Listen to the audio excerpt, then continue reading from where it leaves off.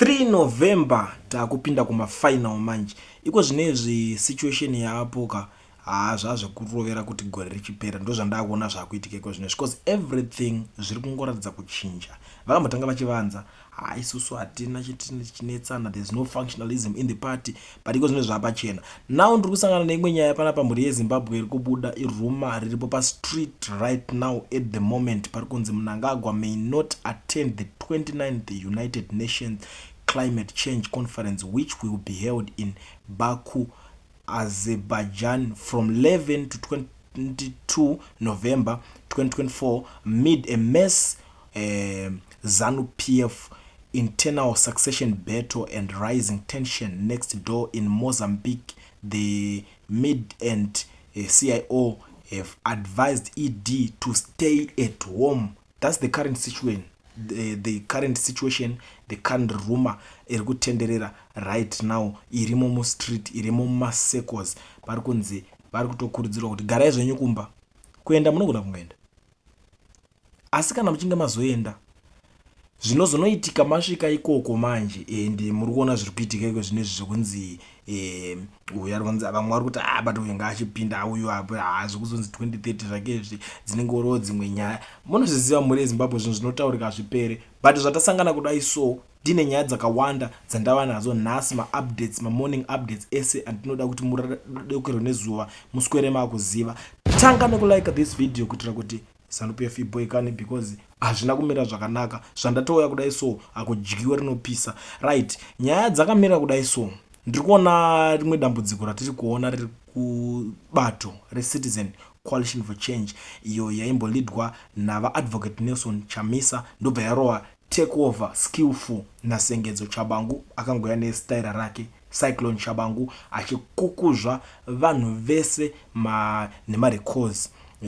Aita kudaro ndo patiri kuona kuti pakasara pakuzongopinda rimwe timu rinenge rasarawo rinozati kuna vamwe vanhu kuti vanokwanisa kukura vachitaura kuti leadership anoda kuzoitawo leader, anoda kuzodidi, but even though vari weak zvavo in terms of kutozoleader vanhu kwacho because chakazoitwa chakachinjika ipapo hapana. So Caston Mateo ari kubuda panapa ari kuti I've come to this conclusion at the moment there is only one opposition leader genuinely opposing the ZANU-PF regime, and that is advocate Nelson Chamisa. Ndo situation iripo, ndo pazvasvika. I don't know, these guys vari kutobvarurana zvisingaite iko zvinezvi because I saw Gift Ziziba Ostalos achitotaura kuti mafriends ake Ngube iwaya ana Mateo nanani vari kutotaura kuti ari kushandira this Mnangagwa regime. Saka izvozvo zvega zviri kutaura kuti kutriple C hakuna kumira mushe, vari kutokanyana zvisingaite. But vanhuwo vari kuzobuda vakutaura kuti Caston Mateo uri kuona kuti nguva yafamba, mato pakatika pe5 years dzedza dzamava kutotanga kutoita se kutobhaguja madziri, so wakuda kuchitry kuda kuno connecta nevanhu back pakuti vanhu vese opposition vakapinda neticket reChamisa kuti okay Chamisa is the president, saka ndisu tichete ndiyo tichapinda naye vanhu ndobva vavhotera. Saka pakunzi wakuda kudzoka kuti unorowa vanhu paper 2 ndopa abuda akataura kuti 2028 handabasa nekuranda kuti ndidzoke ndichinzi ndoda kuzoita futi MP, handina basa nazvo, 2 terms dzendatoita idzodzo it's enough. Ndo mashoko abuda achitaura kureva kuti atova sick and tired nazvo. But kune zvinhu zvakawanda zviri kuitika muparliament. MPs vari kutocomplaina kuti mari yedu 9 months tisina mari, saka nzara yapinda mumusha futi at the same time. Saka akuona kuti zvechi-MP zvacho chero takanzi ngatigare kuparliament tizodaida tizobatsirwa, it's useless, hazvisi kubhadhara mabills, vari kuuraya mhuri nenzara vanava. Saka ari kuzongoona futi kuti saka isusu hapana pekuzonzi tinzi takabetreya munhu, tonzi tabetreya munhu tizosara tichifa nenzara futi, zvinozotibatsira chi at the end of the day. Ndo nyaya yehombe iri kuzonetsa panapa. Saka ndosaka ari kuzongochuza kuti I think is better kuti isusu tingogara tangobudira vanhu chokwadi kuti apa vanhu vese veopposition takambozama, mamwe ese madhandaiti madzungairwa zvavo vanongodawo inyaya yenzara, asi I think Chamisa ndiye wedu chaichaye watinenge tinaye kana kuti watinoona semutungamiriri ari genuine pavanhu vese, because ukanzwa nyaya dzakubuda kunzi genuine kureva kuti vamwe vanenge vane fake. Ukanzwa chinhu chese pari kunzi genuine pane fake, kureva kuti ma-accusation ese ari kubuda ari kunzi these guys vari kudya mari iri kubva kuZANU-PF anenge atori chokwadi. Ndo nyaya inenge itotoitika, vanenge vari kutoonerana bva vatonoti aiwa uri kudya mari, because vanenge vatadza kuwirirana kuti ngativaopose ngativadai, so let's do this, ubva ngoita leader kuti anenge angochila zvake asina kana action yaari kutora. Saka panenge pane nyaya ipapa. Tichifamba zvekare mastreets tiri kusangana nenyaya iri kuitika paMozambique apa, iri kuzotokomplaina navanhu vakawandisa, nyaya yekudzimwa kweindaneti paMozambique, because vari kutya manje kuti vanhu vakutaura zvokuti handitonodemonstrate. Munongoziva kuti election repaMozambique rakabiridzirwa zviri pachena, vanhu vakatoona kuti zvabiwa izvi, but chekuita hapana. Proof zvino chaive nekuti panyatsobuda kunzi pabiwa sei zvinonetsa. Zvakangofanana nemari dziya dzinozunzi dzakambobiwa muZimbabwe 15 billion. Yakangonzi yakabiwa nani, yakabiwa sei? Pakashaya kana 1 munhu akasumuka neproof achitaura kuti mari yakaonekwa ina nhengi yakazopinda nemaoko anhingi kusvika yaita sei, yanzi yanyangarika, but yakangonzi yaita sei, yangonyangarika zvisina kutreseka kuti yaenda nani. Ndo zviri kuitika paelection reapa. Saka vanhu vakukomplaina kuti aiwa isusu tinenge tichiziva vanhu vedu vatakavhotera. Ndo pane nyaya manje panapa. So Ota Mzembe ndo pari kubuda kutaurawo the same nyaya iyoyo yekuzodzimwa kweindaneti, kuti vanhu vakudzimirwa indaneti kavakuda kuratidzira. Ari kuti shutting the internet in Mozambique to suppress protests against an opaque election is not shutting the hearts and minds of the people voting in a spiritual covenant. If the ballot is interfered with physical, the spirit remains fighting. Frelimo is a minority party in parliament with a young and fresh president at the helm of a state, a product of its own generation philosophy, which we had all admired. Let this not be wasted on altar of unwise endorsement of an unable situation by SADC, which could aggravate Mozambique's situation back to its conflict. Yes, for once SADC do right thing on Mozambique, here all sides be neutral and resolve a simmering conflict. Saka nyaya imwe iri kuzoitika ndeyekudai so apa akuchinyora achitaura kuti SADC itaiwo plan panyaya yacho yekuMozambique yese iri kuitika. But the funny thing is mentor wavo wekuSADC wacho weMozambique ndiye SADC chairmanship, which is Mr. Mnangagwa wekuZimbabwe. Ndo SADC chairmanship vacho, ndo SADC chairman ivavo. Saka zvichemo zvacho zvinoenda ikoko. Vonzi opposition yetu kuzodai so, you know, if you look at that man unoona kuti hakana tsitsi nenyaya nazvo zvemaopposition izvi. Saka kuzoti azotarisa two sides kunzi azonzi wotarisa kuti opposition ikoko itoda unokotarisa because anoti charity begins at home. Zvinotangira kumba kunenge kwabviwa. Saka don't expect kuti maopposition awane help kuti zvinhu zvagadzirika. Iko kwavo kwacho vachitotadza kutoyanana nemaopposition avo kutoti vanotota ekutorakasha kutoti vanotoda kutoti kutosara kusina opposition yacho. Papazonzi vanhu kuMozambique apa ariyo mentor wavo futi. Panotogara pachitonetsa kudhara ipapo. Saka utonototi Mozambique chero zvese zvaichataura inenge yakadyiwa 4-0 nakudhara, because SADC chairman wacho Zimbabwe, mentor wacho weikoko Zimbabwe, SADC chair wacho anofarira rezvema opposition kuZimbabwe. Munongozvitaura munozongoona mega kuti crisis yese ipapa iri kupi. Saka panenge pachitongonetsa kudhara, panenge pachitongonetsa, panenge pakatongooma. Toka tasangana zvekare muri yeZimbabwe neimwe nyaya iri kukomplainwa nevanhu vazhinji panapa yemudzimai uyo Sophie Makoena ari kubuda achitaurawo nyaya idzodzo dzeZANU-PF nechinchi kuti vanhu ava vakambonyazoita sei, chiinavo, muri kuda kungotenderera muchinoudzira vanhu mukanodai makaenda uko makanodzoka.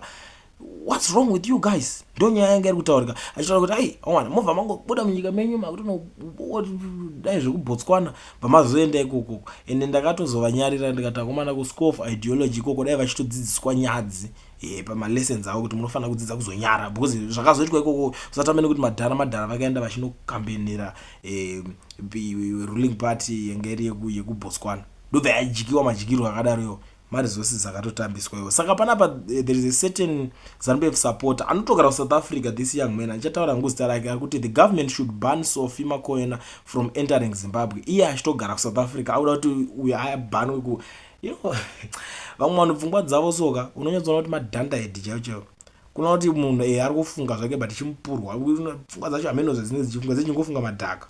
Ndo zvatiri kusangana nazvo zvatiri kuona panapa, but anyway zviri kwamuri to judge kuti muone kuti zvinoonekwawo sei, zvinokataurika sei. Topinda pane imwe nyaya.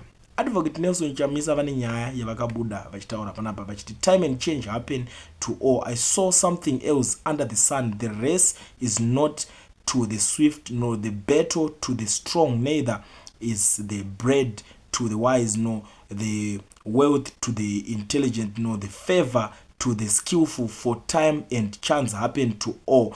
Blessed Sabbath. Ndo mashoko avakabuda vari kutaura, but pakabva pabuda MP wekusouth Africa anoitwa Musimaimani uya anogara achionesa vaMnangagwa neZANU-PF moto on X, even kana muparliament make chamu ana Ramaphosa anotomuziva kuti kana achinge asumuka that young man anotanga kubvondora zvese zvinenge zvichiitika. Ndo paakabva auya akati we need you to get your house in order and properly prepare for 2028. It's not easy to remove a dominant party, and it requires a strong Nehemiah strategy, faith with one hand and action with the other. We cannot have one family running the whole country. Zimbabwe is not a Mnangagwa franchise.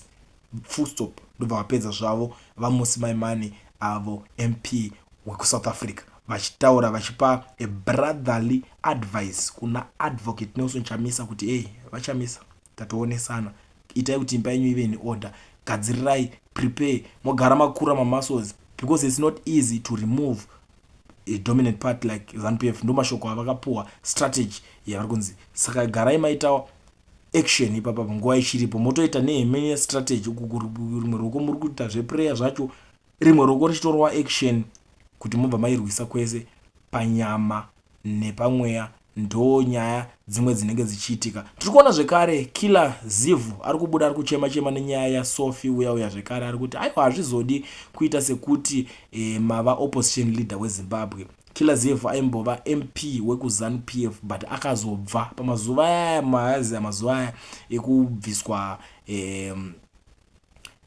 kwana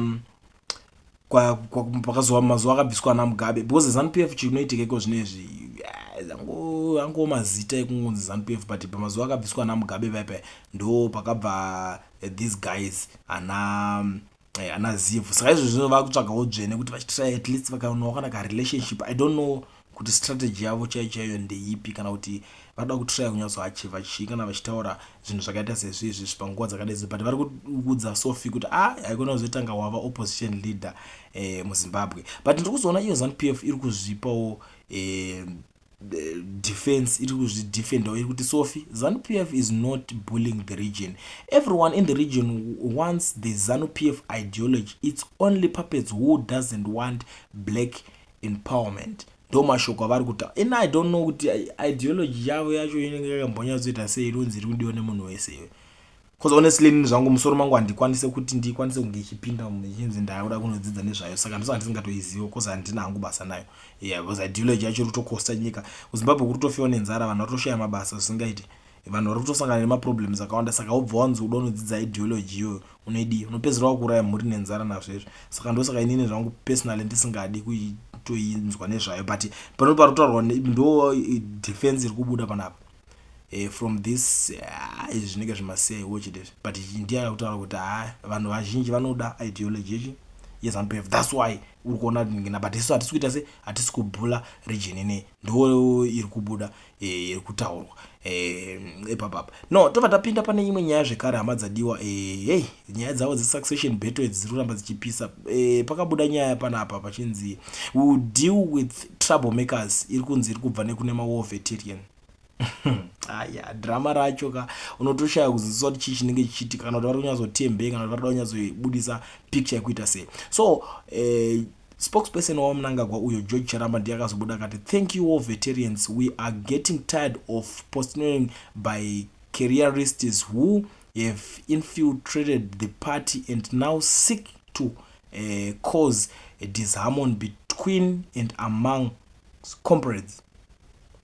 I don't know kuti vari kutaura Chiwenga here kana kuti vari kutaura ani, because these guys ivo pacha vari kutonetsa zviri pachena zvavanenge vachiitana pachope zvimafunctionalism zvaakuitika mumo, nyonga itorimo zvayo pachayo. Saka saka pakunzi veterana tichadhila navanhu ivavo vari kubuda vachida kukwanzeresa nyonga mupati medu.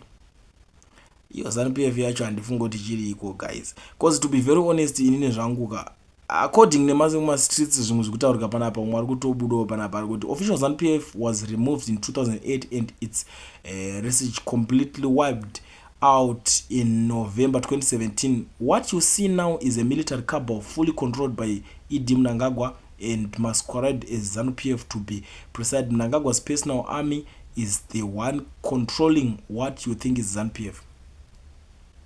Full stop. Doma shoka tru kunzko pana. Saka mwerese kuzonzi drama ZANU-PF yazoda ZANU-PF yakabva kudhara. ZANU-PF yakato 2008 ndipo yakajikiwa. Vatanga kutotsvaga mabasa 1 ma MP anani. Unozoti kana kutotarira kune ma MPS anga ari kunguwa iyo. Avasina kana 1. Vakapera kubuda vese. Ikasara yangopati. Ayo ZANU-PF yana chings yatosiyana nezvezvi. Ndo yaitonzi ZANU-PF. Anditi ende tobva tapinda pa 2017 ndobva vatongo wipeka vese vanga vakasara. Bva kwasara team imwe amene takabva kuba iyo vhinika toda tonyazotarisa ZANU-PF kudhara inedze neava amo izveso vari mukushanda ne this current regime ya Mnangagwa. Zvatosiyana. But anyway, muri Zimbabwe ndangoti darike nepanapa datange dhere nyinji zviri kuitika. Handisi kuziva kuti nyaya dzimwe dzakaita sedzidzi mukudzonose. Ndangoti ndipfure nepanapa nema updates as usual. Zoti ayo atakadzoka zvokumboti equipment yakambenge yakabiwa dzadzimwe nyaya but the most important thing ndekuti takadzoka. Kuna wacho kusvika pana very first time yenyu. Tanga nekulike this video. Gara subscribe join this amazing family. Unozoti inini kana ndichinge ndatotanga kuuya kudai so hapana update kana nyaya inokujambai. Munonyatsotanga dhere renyu muchiziva zvinhu zvese zviri kuitika muma streets. But zvanhasi hamadzadiwa. Ngatisangane mu comment section muchindiudzawo panyaya dzamanzwa idzi kuti muri kudzionawo sei.